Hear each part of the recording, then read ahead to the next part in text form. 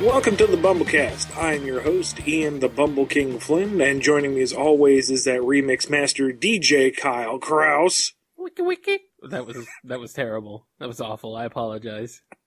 You have nothing to apologize for. That was amazing. I couldn't think of anything else. You kind of thrust me into the DJ role, and I was like, well, what do DJs do? They go wiki wiki on the little wiki wiki board. That's the official term, right? That's exactly what it's called. You have to pronounce it that way. Wiki wiki. Yeah, that's precisely what you call it. Longtime listeners of the show, all 12 previous episodes, you may notice that things were a little different at the start. That's right, we have new remixed versions of the intro. Oh yeah, provided by my good buddy, Carbohydro M. Longtime watchers of Extra Credits might recognize that name, because they use one of his remixes for the theme song for Extra Credits. So he's been in the video game music remix scene for a long time, and is just a really awesome rockin' dude. So huge thanks to Christoph for helping us out with a awesome new theme song. And keep your ears peeled, because there will be more in the future. Yeah, yes. Last time, we discussed video game music at length. Right. What was good, what was bad, how it accentuates a game, and how it really can affect the entire experience. But there's more to game music than just listening to it as it's presented in its original form. Today, on the show, we have an expert, Dr. Kylian Kroskens, who is an expert in the remixing video game field. I am suddenly slipping into David Attenborough. Why am I slipping into David Attenborough? I would not call myself necessarily an expert, an aficionado maybe? Well, you can pronounce that, I can't, so we'll go with that. A historian? Maybe, kind of? I don't know if I'm really a historian on this necessarily. Historian gets you closer to wearing a monocle and looking professional. I wasn't there for the earliest days of video game music arrangements, but I had a lot of help in researching the topic, and it goes pretty deep. And this episode is going to be all about the history of video game music arrangements and remixes, and sort of where we've come, because it's kind of a big deal. I don't think a lot of people necessarily realize or think about video game music arrangements and how they've sort of affected the video game industry as a whole, but they have actually had a major impact. For example, a lot of the people who started out doing stuff at Overclocked Remix or VG Mix or any of those other websites, a number of them have now gone on to become composers for both indie games and major releases. Some of them you may have heard of, like Soul Calibur 5. That is a very big game series. That's the one with the swords and the stabatize each other lots. Right. Yeah. But it used to be, then they started throwing in Jedi and other silly things. They took that out of Soul Calibur 5. Oh, they did? They went back to basics? Well, kinda. They're still magic users, but there's no, Jedi or anything. Okay. The Star Wars thing was only for Soul Calibur 4. I mean, I was all hyped when Link was in there, and they did an amazing job with him, but then it's like, and now there's Vader and Yoda, and it's like, Link makes sense. He's got melee weapons out the wazoo. Lightsaber, you land one hit, the fight's done. Yeah. Because you're in half. Yeah, Soul Calibur has fun, though, with the crossover stuff. I'm okay with it. But anyway, this isn't about video game crossovers. This is about video game music. Video game music remixes and arrangements trace their roots all the way back, as far as I can tell, to 1982. during the height of the arcade craze. Now keep in mind, most arcade games had music that was like no more than 5 seconds long. So they were just little jingles, and yet there were still a couple of albums released arranging specifically Namco arcade games. Like Pac-Man's obviously the most famous one, but Galaxian and games like that. So back in 1982, in Japan, famous Japanese keyboardist and electronic music composer Koji Ueno originally arranged a 1982 album called Videogame Music. And that was sort of the genesis of the arrange album in Japan. Now, by arrange, do you mean like full orchestral, or...? Not necessarily. Usually it was just maybe straight covers of the little short jingles that were then turned into medleys, or basically full electric, kind of jazzy arrangements, I suppose. Were these done with live instruments, or were these still digital compositions? These were generally done with live instruments using actual like keyboards and guitars and stuff like that. But I'm just having a hard time imagining the Pac-Man theme to live instruments at all. Like maybe to a kazoo, but, it can work. Strings? It can work. I've heard it. Trumpets? Yeah.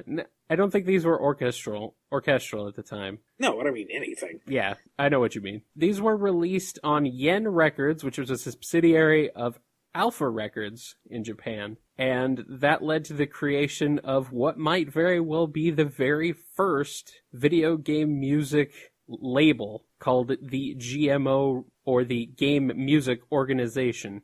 And that was in 1985. That makes everyone who says they don't trust GMOs sound really silly. Yeah. This is true.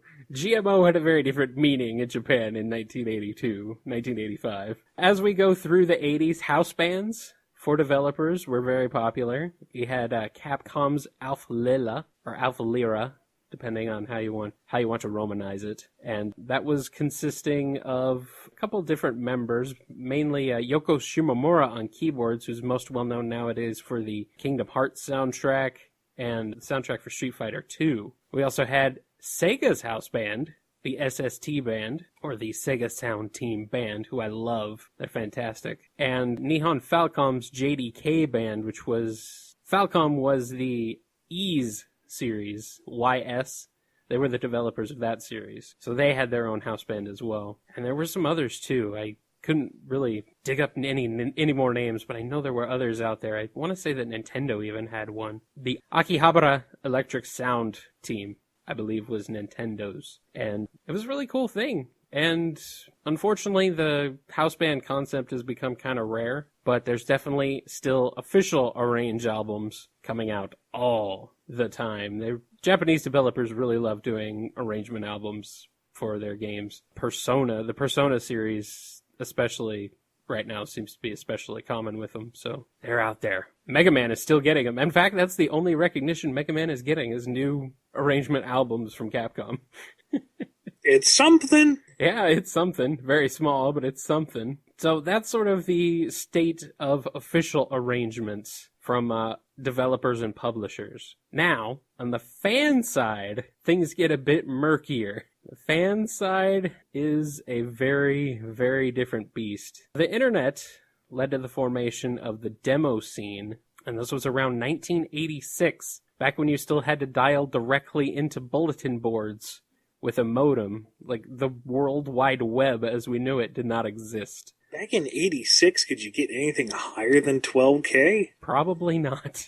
It probably took all day to download, like, 500 kilobyte file, or and maybe even several days. And people were that dedicated into uploading remixes of songs, which probably couldn't have been much more than chiptunes at this point. Right, they weren't even remixes at this point. It was original stuff. Can you even imagine trying to move an MP3 at that kind of data speed? No. Because it wouldn't be possible. Well, it would be possible, but you'd be waiting probably several weeks for it to download. I've been in this chair since January. I've almost downloaded Guilty Sparks. What do you mean connection error? Corrupted file? No! No! Anyway, the demo scene. We have to talk about this because it's where everything started for fan-made arrangements. The demo scene was spun off of the software piracy cracking scene. Mostly the video game piracy scene, actually. So, remixes came from old internet sea shanties. Kind of, yes. Arr. Yes, there's actually... video game remixes have their roots kind of in two different piracy scenes. It's kind of weird how that happened. I'll be getting to how it ties into video game emulation later. But for those who aren't aware, which might be most of you, the demo scene began as a spin-off of the illegal game cracking and piracy groups that were around in the mid-'80s. Basically, what those groups would do is they would sort of create these little demos that when you first opened a game, when you first booted up a game, it would play like a music and sound visualizer and kind of be their signature, the group's signature for cracking the game. They were very proud of this stuff. These guys were true programmers. They knew their way around the computers at the time, getting around the copyright protection and all that stuff. And Was it really that intrinsic in the 80s, though?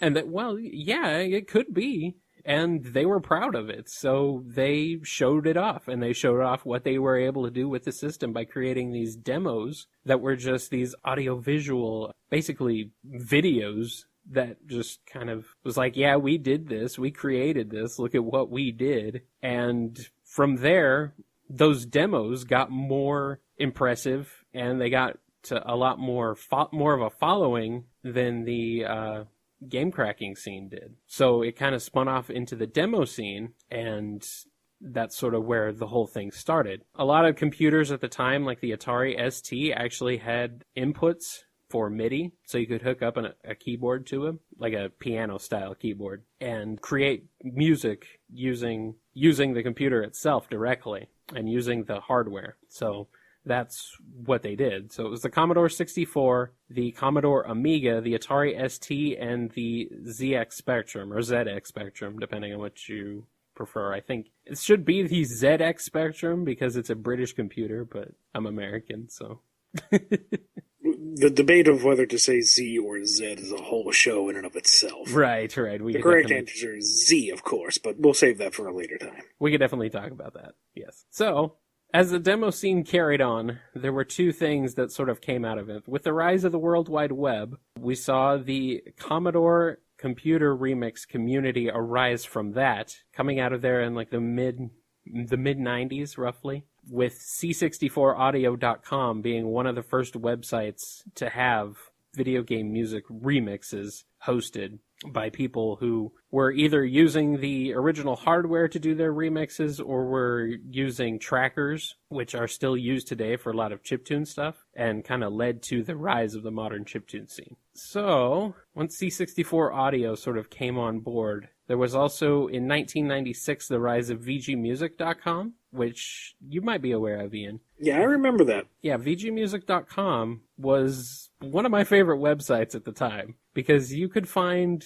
all sorts of different MIDIs of video game music there. And these were all hand-transcribed by a small community of fans of video game music. And they started kind of doing arrangements and messing around with the MIDIs. So that was sort of where another part of the remix community was starting to grow. As we go on a little bit further down into 1999. We get to rpgamer.com, roleplayinggamer.com. And they hosted the X-MIDI remix competitions in 1999. And these were before OCR. A few of the folks who competed in those compos are still actively making music, which was kind of surprising to me when I went back to go look through them. I'm like, holy crap, I recognize that name. Holy crap, this person's actually working in the game music industry. Once we saw the X-MIDI compos, during that time in the late 90s, there was also cover bands. Cover bands were becoming popular, a little bit popular. There was still only a few, but they were definitely around. Press Play on Tape might have been one of the first ones. They came out of the Commodore 64 arrangement scene. A band called Generic, who later became The Advantage, and the Genova Project, who were a Final Fantasy VI cover band who became the Mini Bosses. And we'll come back to them. Wow. Yeah, we'll come back to them later, because they play a pretty important part in where we are today. Also amazing music, but oh yeah, for we'll sure. get to that. Yeah, all those bands are definitely ones you should check out. Press Play on Tape, still around and still great. Man, they've been around for forever. Video game music remix chat rooms were also pretty, I wouldn't say common. They weren't common. There were a few. It's very small groups. A lot of them, at least some of the members of a chat room on IRC called SS Tracks went on to VG Mix, which we'll talk about in a little bit here. They were basically running their own competitions or compos in making game remixes at the time. I think some of these were MIDI based. It was starting to get to a point where software was catching up and MP3s were sort of becoming a thing. So that's sort of where it stands at the time. And then at the end of 1999, things kind of changed a bit. That's when Y2K happened and everything shut down. Almost. We went back to hunting primal beasts out in the fields. Almost. And then one day somebody said the bug didn't happen, and we went back to our regular lives. Almost. No, but actually it was December of 1999 when a website that I'm sure many of our listeners have at least heard of, called Overclocked Remix, launched. Now, OCR was originally a spin-off of Overclocked.org, and Overclocked.org was an information hub for game console emulation. The site founder, DJ Pretzel, aka David Lloyd, it was basically like an emulation fan site and a webcomic, and he decided, inspired by sites like C64 Audio, to go ahead and create sort of a collection and repository of video game music remixes that weren't necessarily dedicated to just the Commodore 64 or just the Amiga or things like that. That madman. I know, he's crazy. It's insane. So, he didn't invent remixes, but I give OCR credit for helping to kind of popularize them today. It's definitely an influence there. So, but from there, from 1999 to 2002, things carried on a little bit. There were a ton of submissions to OCR, and DJP had a hard time keeping up with them, so he instated the dreaded Judges Panel. Bum, bum, bum. Yes, the Judges Panel, the source of much ire, at least at the time. Not so much these days, I suppose. I don't hear too many, at least public complaints about the OCR Judges Panel anymore, but at the time, it was kind of a big deal. And that's what led to the Great Remixer Exodus of 2002. So some of the OCR had a forum, and it was a pretty active forum. Definitely a good community building up there. 2001 was about when I discovered OCR, but I didn't know the forums existed until about 2002. And unfortunately, I completely missed this. I never saw it. Things were getting pretty heated at the time. There was a remix posted that some remixers, some of the other remixers on the site didn't really care for. And so there were arguments on the forums, things got really heated, and people started getting banned. And those people decided to leave. And they created their own video game music remix website with Blackjack and that other thing. See, I was going to go there and thought, maybe not. Actually, no, they didn't have any Blackjack. But they did create VG Mix, which is no longer around, sadly. Well, actually, you know what? I'll get to that, because it kind of is. But VG Mix started as a video game music website, video game remix website that was free of the restrictions of a judges panel. So basically, you could kind of submit whatever you wanted and get it posted and hosted, which was kind of a novelty at the time because this wasn't a very common thing. Nowadays, you have sites like SoundCloud and YouTube, places where you can easily host audio real easy, just throw it up there. But back then, bandwidth and network storage, server storage, was not cheap. So it was kind of cool. Most of the music on the original VG Mix was a little rough, not very good, but there were some gems in there. VG Mix has gone up and down a couple times. First time it went down was in 2003, but then it went through a major overhaul and came back in 2004. when it became VGMix 2.0, and it sort of had a tier system where you could where users could vote on remixes, and the best ones sort of rose to the top tier, and the lower tiers were kind of reserved for the ones that either didn't get much attention or weren't very good.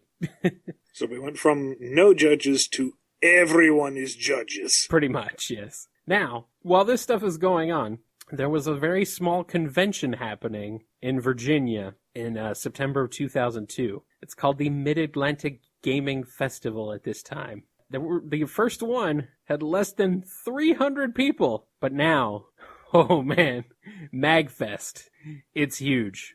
Last month in February, over 10,000 people. Actually, no, I'm sorry, 20,000 people. I read that wrong. 20,000 people at MagFest. And it's just growing bigger and bigger. More bands, more stuff every year. The very first MagFest, from what I can tell, had 3 bands. Now they have 3 bands in the space of an hour at a MagFest. 3 bands playing simultaneously.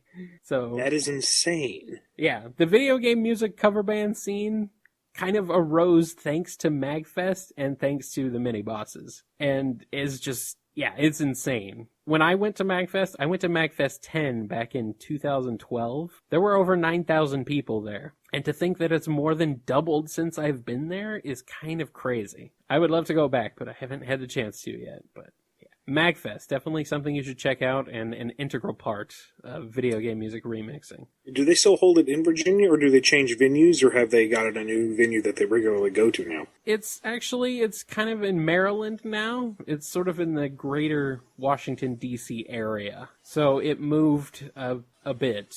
It was originally in Roanoke, Virginia, I believe, and then moved up into Maryland in the D.C. area. So it didn't move too far, but they needed a bigger hotel. You need multiple hotels, good lord. Yeah, they capped out at like 6,000 people at MagFest 9, and they're like, yep, we need a bigger hotel. So they moved to a huge hotel. MagFest is just a lot of fun. Even if you're not there for video game music, there's still a ton of stuff to do. There's a free arcade with a ton of cabinets donated by people to use while you're there. You can buy things in the convention center, and it's just a really awesome gathering of video game fans and video game music fans. So, while MagFest was growing, and while OCR had continued to grow, and while VGMix was kind of getting more popular, we had the mini-bosses, who I said we'd get back to. The mini-bosses had a small community of fans on their own forum, and the forums kind of exploded after they migrated in 2003 to The Shiz, which was actually, it's not really anymore, unfortunately, but it was an online collective of musicians who were based in the Phoenix, Arizona area, where the mini-bosses are. So the mini-bosses sub-forum on The Shiz kind of exploded with fans and with people who wanted to create game music arrangements with guitars and other live instruments. So this is where the rise of the rock and metal guitar remixes kind of come from, which are very popular nowadays. There's a little competition that you might have heard of called the Dwelling of Duels.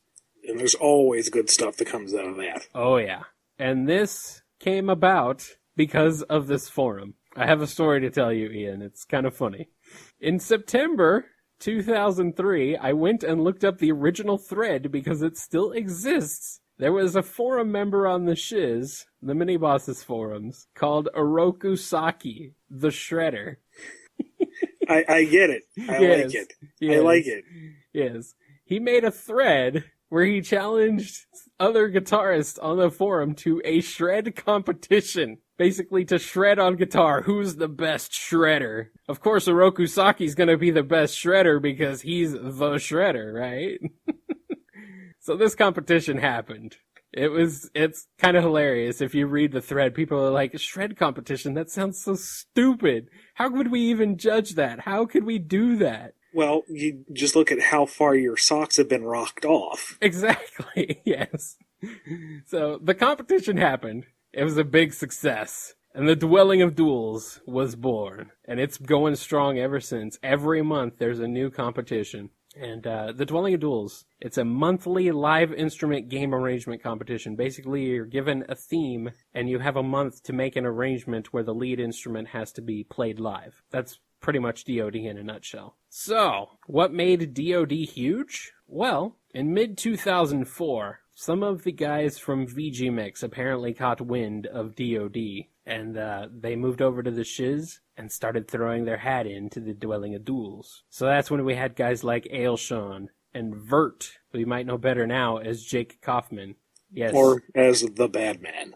Yes, that's true too. But yes, Jake got his start doing video game music remixes. For those of you who don't know, the composer of Shovel Knight was originally a video game music remixer in this scene that I'm talking about right now. So, with their involvement though, I think that's what really helped DoD to grow and become a staple of the VG arrangement scene that we see nowadays. So, it's kind of funny though, because the movement of the VG Mix guys happened right after DoD had Ninja Gaiden Month, which had one single entry. There was one entry in Ninja Gaiden Month, and all of a sudden there was this influx of VG Mix guys who came over there and was like, "Yep, we'll play, we'll have fun with this." And I was like, "Wow, that's weird."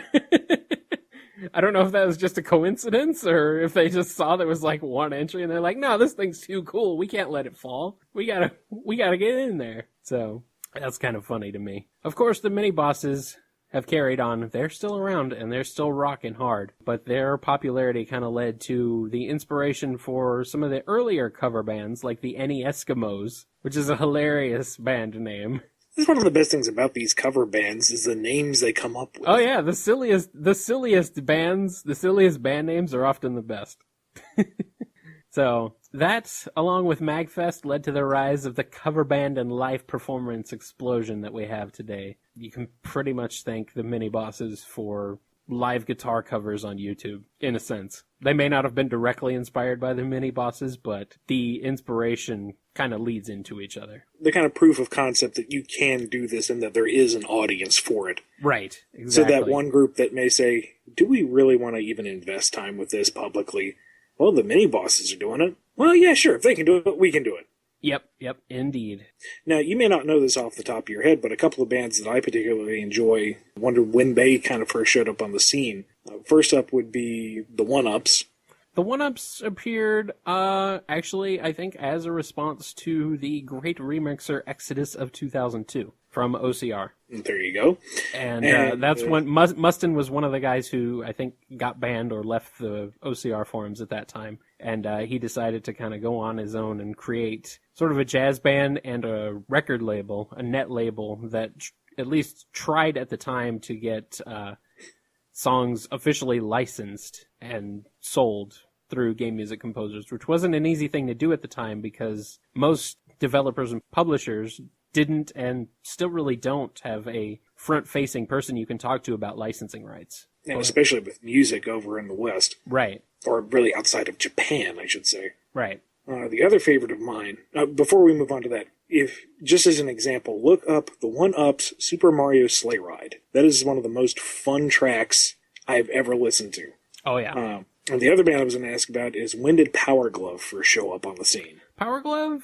I want to say it was like 2006, 2005 for their initial remixes. I remember discovering them on VG Mix, actually.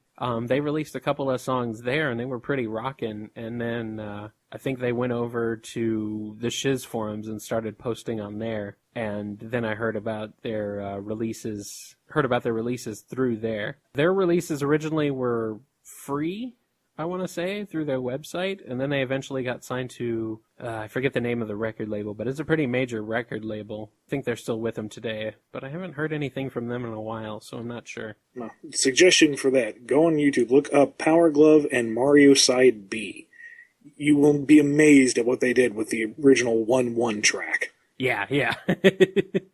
Power Glove is really a creative metal band. They're awesome. Their last album was a collection of like TV show theme songs, cartoon theme songs, and it's really cool stuff. If you're nerdy like me and Ian, you'll probably get a kick out of it. Their cover of the Pokemon theme song with the lead singer of Sonata Arctica, yeah, that's really good stuff. So, going back to OCR.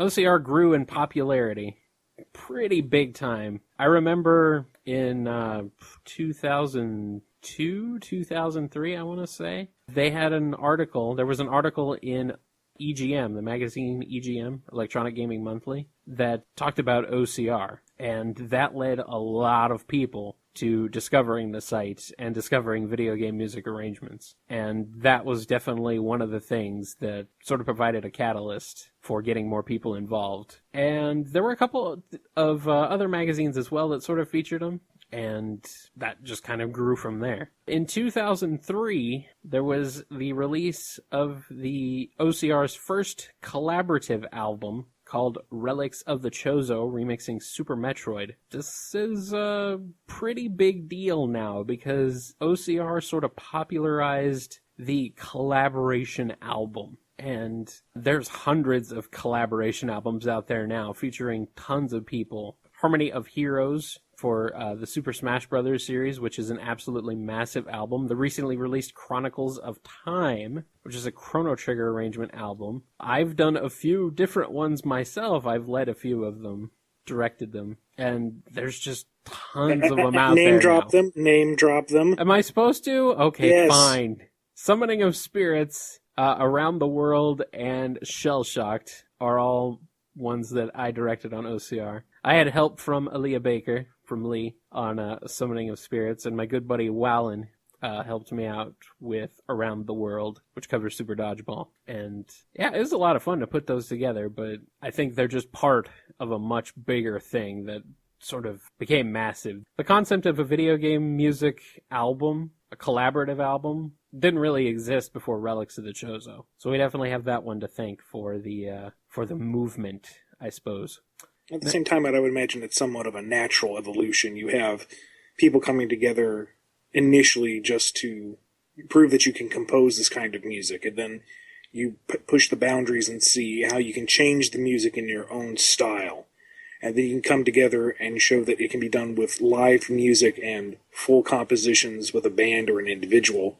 And then once you have the individual songs coming together, it only seems natural that from there, these artists come together under the theme of the games, which provide so many tracks themselves, and create an album from there. It's just this beautiful, natural, blossoming, musical, adjective thing. Right. Definitely. Now, unfortunately, VG Mix went down in 2007, and it seems to be kind of down for good. Not quite, but I'll get to that in just a second. There is one revival, VGRemix.com, which is the current incarnation, but it was launched a few years ago by a completely new team, headed up by Sergeant Rama, or Reminiscence, from OCR. So, unfortunately, the original VG Mix is kind of gone. VG Remix is up, though, and if you want to go peruse that site, I definitely recommend it. There's some good stuff on there. Is it an archive of the old site, or is it something brand new? No, that's a new one. The archive of the old site is actually up as well. That's VGMixArchive.com. So if you want to head on over there and grab those. They aren't in tiered order, though, so you kind of have to dig to find some of the better stuff. And that's kind of where we are today. OCR and DoD still exist, and they're still doing all sorts of cool stuff. I'd say the rise of Bandcamp popularized the album format, and we've seen Bandcamp doing a lot of really cool stuff with not just video game music, but also indie created music in general. It really made self-distribution online a real attainable thing. So between Bandcamp and SoundCloud and YouTube, I think we're in pretty good hands with the video game music remixes today. So that's kind of where we stand right now. A lot of this stuff, like I mentioned before, has led to a lot of these remixers becoming forces to be reckoned with in the game industry. Like I mentioned before, Jake Kaufman, composer of Shovel Knight, Shantae, Double Dragon Neon, and DuckTales Remastered, among many, many others, basically got his start doing arrangements. Super Meat Boy and Crypt of the Necrodancer by Danny Baranowski. Danny Baranowski himself started as a video game music remixer. One of his more famous songs might be Knuckle Duster from the Sonic 3 and Knuckles OCR album Project Chaos. I think a lot of our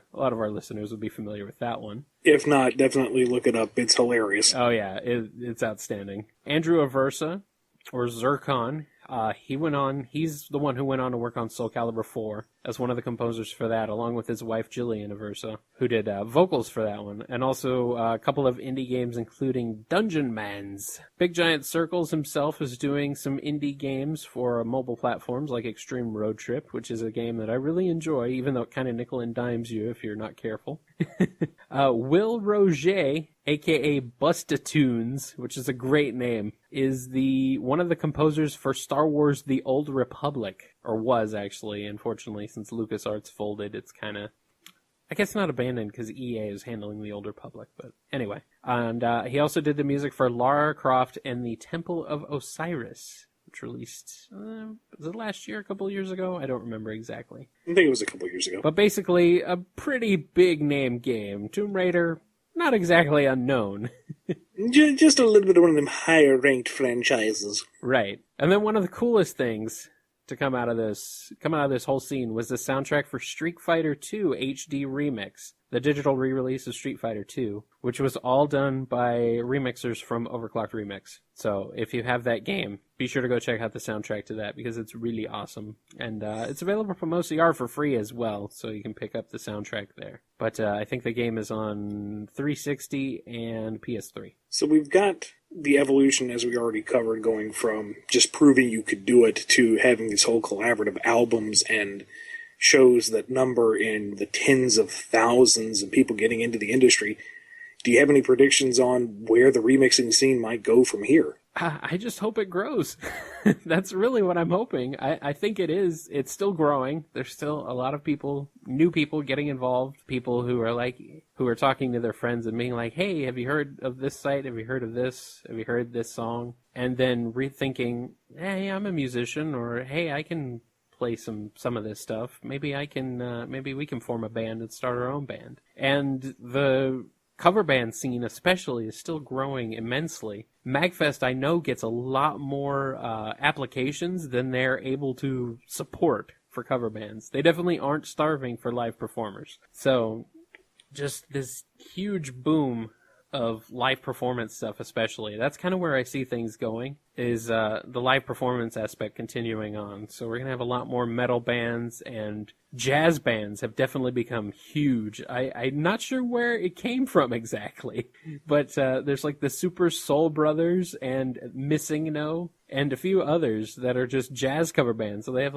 saxophone, upright basses, jazz drums. It's a jazz band, and they're covering video game music. It's glorious. So that's kind of where I see it going. The live performance aspect is definitely one that's still growing for sure. And with all the technology and tools that are becoming more and more available to the upcoming generation, it's just rather exciting to think of what may come next. Right, that's kind of what led to the growth to begin with, was throughout the 2000s especially, consumer grade and prosumer grade audio equipment has just become extremely cheap. And being able to record professional quality stuff in your own home is super easy these days. Maybe not super easy, well, compared to 20 years ago. Yeah, exactly. It's definitely changed a lot of things. So that's kind of where I see things going, as equipment becomes cheaper and people hear more and more about these awesome video game music cover bands, and just kind of what's going on with MagFest and OCR and Dwelling of Duels and all that cool stuff. I just see it growing from there. YouTube is it's like its own community now of video game musicians who basically started on YouTube and doing performance videos on YouTube. So I definitely see that growing too. And that's it for video game music remixes. That's where we are right now, and I really hope it continues growing, and I hope people kind of enjoyed this overview, as kind of scattershot as it might have been, of video game music arrangements. It was kind of all over the place in the 90s especially, but... Well, that was the 90s in general, wasn't it? Yeah, that's true. But it's really grown into something great and something that I really enjoy, and I hope this kind of look at it, this high-level overview of it, was interesting to people. I don't know, I find it fascinating myself. Well, that's good. But some people prefer different kinds of information, and that kind of information comes from the Q&A. Q&A, Q&A. This is my vamping song. First up, we have our prioritized Q&A coming from our patrons over at patreon.com/BumbleKast. We have a question from the Shadow Imperator. He asks, this is going back quite a bit, but when the preview for issue 223 was released, you said on the Bumble King forums that there was a reason both for Ben Bates to have drawn Nagus bat-like, as another member put it, as well as hunched and ugly by Stephen Butler. Later issues established Nagus's ugliness and changes in appearance were caused by the first Genesis wave, which occurred after these issues. Did you originally intend for Nagus's mutation to be a result from Jeffrey restoring his sanity with the Chaos Emerald, rather than Operation Clean Sweep? How many years ago was that now? 4? Yeah. 223, so where are we at now? I don't even know. The in-canon reason, I guess, was primarily that Nagus was doing better initially, but as he degraded, he got uglier and uglier. The Chaos Emerald was part of that, and consistent use of it was supposed to degrade him further, but then the Genesis wave caused everything to get even worse, which, exacerbated things. The real-world reason is Ben Bates has a much cleaner style, and Steve Butler has a much more detailed style, and they just drew him differently. What a concept. I mean, there's consistency, and then there's, right. Different artists have different takes on things. Right. John Gray drew everybody extremely elastic and cartoony, that there isn't an in-universe reason why they were made out of flubber, for 4 issues. That's just the artistic style. Yeah, that's just John Gray's thing. He's a cartoonist.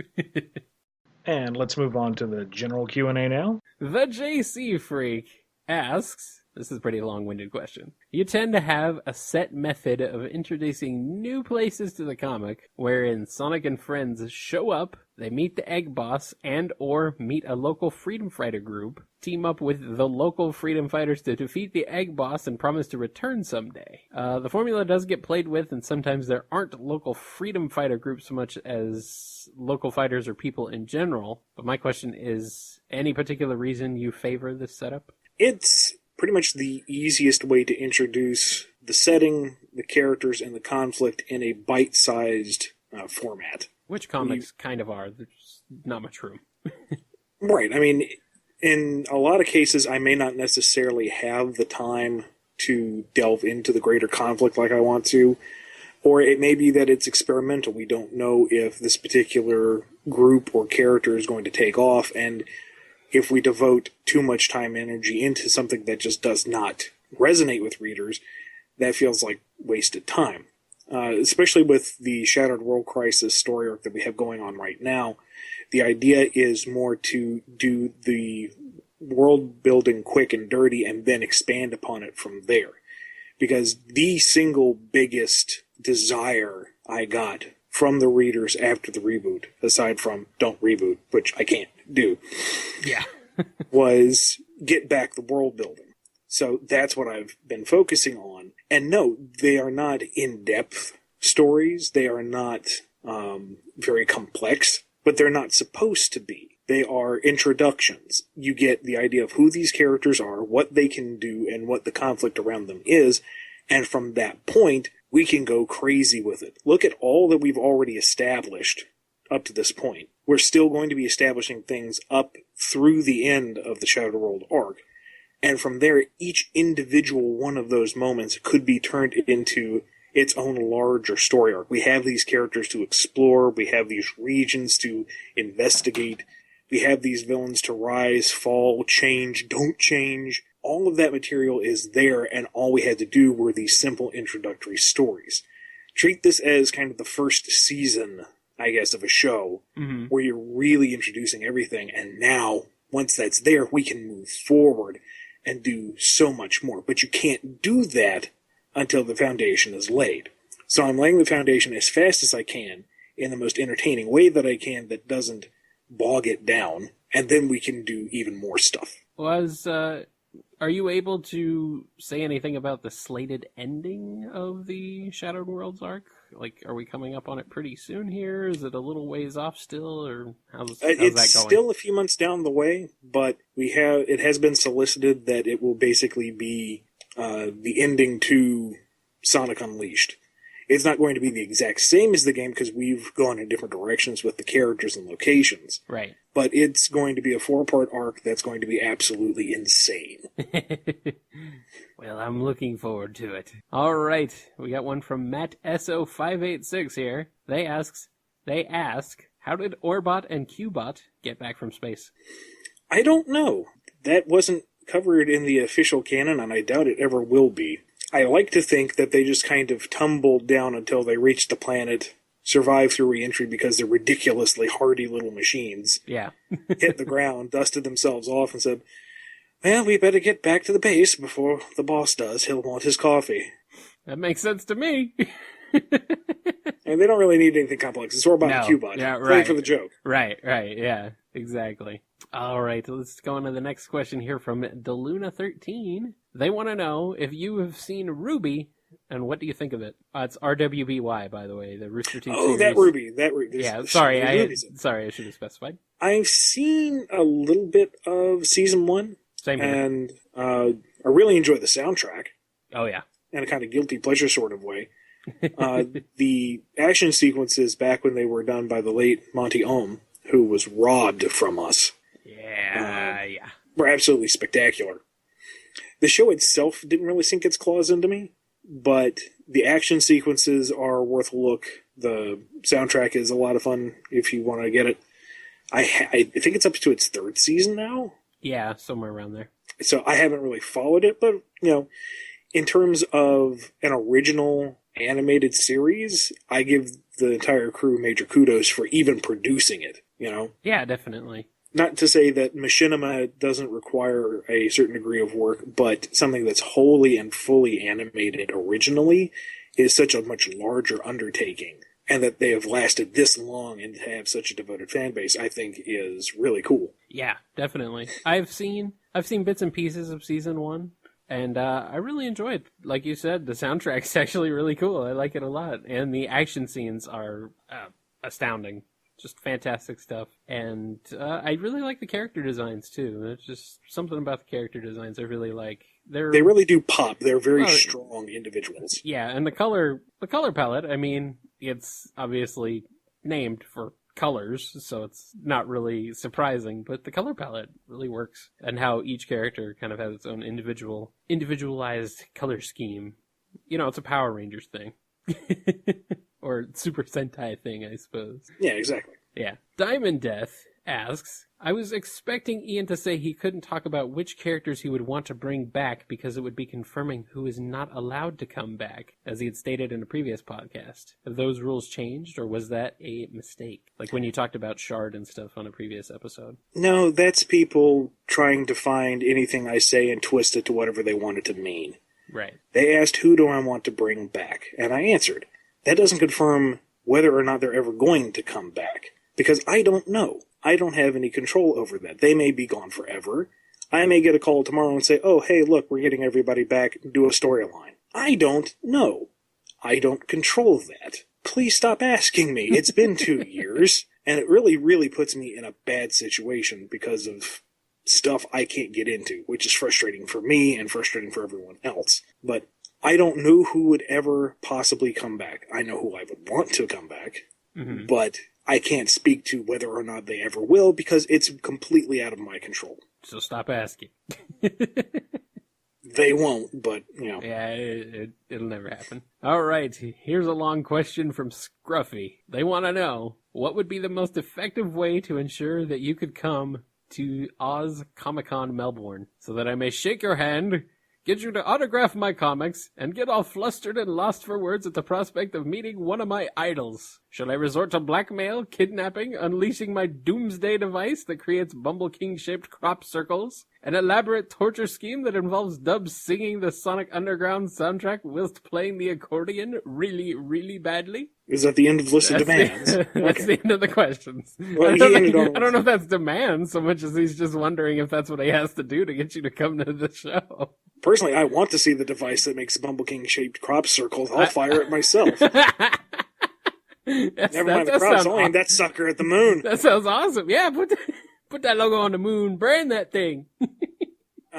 In terms of getting books signed, since I can't travel a whole lot, and I have readers all over the world, which is kind of mind-boggling, if anyone wants to try to contact me and is willing to foot the shipping and handling both to Canada and back, I will happily sign whatever you mail my way. I've had folks send me their books, I sign them, and I mail them back. But I can't really afford to do the postage for everyone who wants that to happen. So if you are willing to, foot that bill, I will be happy to sign it. I won't charge anything for the signing itself, because I refuse to do that. I cannot tolerate the idea of charging people for my name. It doesn't sit well with me. I'm thankful for that. And to get a little off topic, I understand why some writers do it, because an artist can do sketches. Mm-hmm. They can do commissions. Writers can't really do that. We really rely, especially comic book writers, we rely a whole lot on the selling power of the artist. That's what catches people's eyes first, not the text. Right. So I understand why some writers charge for signature, because that's really the only thing they can do aside from sell books. Mm-hmm. And for some of the really big professionals, it's just to save some time. They will charge upwards of $50 just to get in a line to see them, and that weeds out the crowd. They don't necessarily like it because you have to turn people away who can't afford it, but at the same time, it immediately diminishes the number of people who you want to see you. And while I really love interacting with people at conventions and shows and whatnot, when you do that for multiple hours at a time, non-stop for 3 days in a row, it's really exhausting. It's a great amount of fun. I wouldn't trade it for anything else in the world. I wish I could do it more. But it's really, really sapping. And I am like bottom of the barrel in terms of celebrity status. When you have someone who is, one of the Marvel or DC big names and are beloved by tens of thousands of people, I can't even imagine. Oh, yeah. Now, in terms of going to shows, a lot of stuff is well outside of my fiscal ability. I'm able to do Toronto Comic-Con this March because I live in Toronto. I'm going to try to do Heroes Con in Charlotte, North Carolina this summer because I have family in Charlotte. I can stay there for free. But beyond that, travel, lodging, it's really something I can't do. So if OzCon, in their madness, would want to foot the bill to fly me in and set me up, sure, I'd love to come to that delightful little continent that's full of nothing but deadly animals. But I don't think they're going to do that, because, like I said, I'm kind of bottom of the barrel in terms of celebrity status. The only time that has ever happened was Summer of Sonic in, 2000... Was it 2012 or 13, one of those? Yeah, something like that. A couple years ago. They actually went so far as to do my lodging, do my airfare, and my travel insurance, which was crazy. And I did that show as long as I could, until the heat and the pressure of the room, because they had no AC, unfortunately, kind of gave me a migraine, and I had to regretfully bow out. But great show, wonderful staff. I'm still super flattered that they went to all that just to fly me out there. But, and I hate to sound like a prima donna. I hate to ask for handouts. It drives me up the wall. So I don't want to ask to be treated like some kind of celebrity, but that's the only way I could really get out to OzCon, or really any con outside of what I can normally do. Yeah, outside of where Archie pretty much goes to represent itself. Now, if there's some ridiculously wealthy philanthropist who just happens to listen to the BumbleKast and wants to fund me writing stuff nonstop, you can contact me at bkc.contact@yahoo.com. Do that. Somebody. Somebody do the thing. And get Ian to do the things that are the things that he should do eventually. We got to get you to Phoenix Comic-Con one of these days. You won't have to worry about a place to stay when you do that one. I will say that. That is appreciated. I'll just leave you on the side of the road. It's fine. No, I'm just kidding. Well, it's Arizona. It'll be warm during the evening, so I'll be fine. Yeah, I'll be fine. Go find a public library during the day. You'll be fine. Or, well, I guess you'll be at the show, so never mind. Okay, we got one last question here from 4SonicFan. This one says, this is a really silly question. I don't know if I can even read it properly. It says, "He, Ian, you have very good Big the Cat voice. I was wondering if Smalls the Cat would sound the same. Could you do the two voices?" Oh, dear. Well, yes, in my mind, the old Antiverse characters all sounded like their counterparts, but with noticeably different inflection. So, Big the Cat, who's so dumb and simple and sweet, sounds like this. Sounds like Duke Nukem if Duke Nukem were an idiot. No, that would be more like Smalls. Smalls the Cat is closer to Duke Nukem. He's here to kick, bomb, and chew bubblegum, and he's all out of bubblegum. Look out, Kyle. Your is grass, and I'm the weed whacker. I've never even heard that before. So that would be Smalls the Cat. I've heard your ass is grass, but I've never heard and I'm the weed whacker. I love that. That's poetry. That's brilliant. That is brilliant. Holy crap. I can't believe I've never heard the second part of that before. Oh man, that's great. Next, Walt Disney, who has sent in a lot of questions, and who just happens to be showing up more often than not on this show, I think, asks, "Can we please, for the love of light Gaia, see Cream and Cheese fight someone in the comic and win?" Sure. Something to keep in mind is Cream is not the same level of active combatant as the rest of the cast. Yes, she's young, like Tails, younger, really. Yeah. But Tails also grew up directly under Sonic. Not to say Cream is a pushover. She and Cheese can hold their own, but they aren't the ones to actively seek battle, and they aren't the ones best equipped for battle. So, right. And there are certain limitations that we have to work in because they are, Sega characters. So, you will see Cream and Cheese get into the fray. Just don't expect them to be on top of every single battle like Sonic is. Because that's not who they are. That would be kind of amazing, though. Maybe you could do like an opposite day story or something. I don't know. That's the stupidest idea I've ever had. That's like Sonic pre-issue 30 level. Maybe that... just go back to that. I don't know. So that's it for the Q&A. And that wraps it up for this show. Please feel free to check out our Patreon at patreon.com/BumbleKast, where you can see all our incentives and the various ways you can support us so we can continue to entertain you. You can keep up with all the news of what I'm up to at BumbleKing.com or on Twitter at IanFlynnBKC.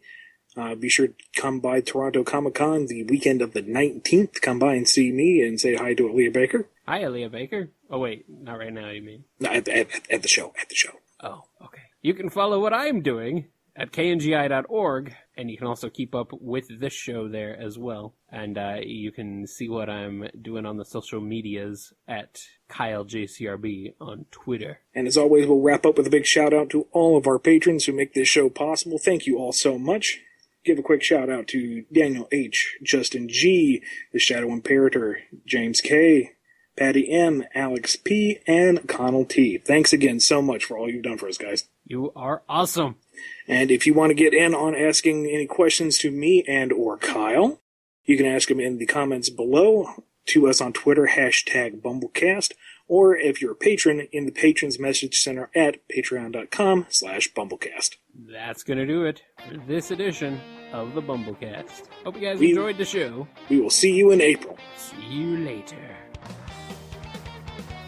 Hi there, and thanks for listening to the BumbleKast. If you liked our show, be sure to hit the subscribe button and consider supporting us on Patreon. We have some great rewards as well as big plans on how to make the show even better. Also, rate and review our show on iTunes. It gets more folks listening and helps us out, so we definitely appreciate it.